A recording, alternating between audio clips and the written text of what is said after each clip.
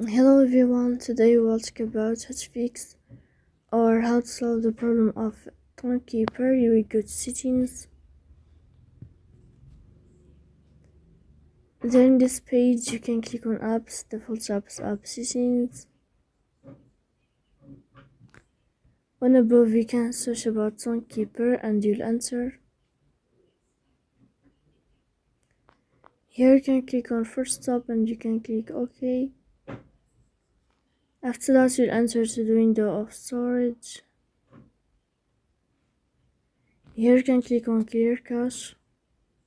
In the end you can turn off your phone and you can turn on your phone again to fix that problem. So please don't forget to support us by like and subscribe.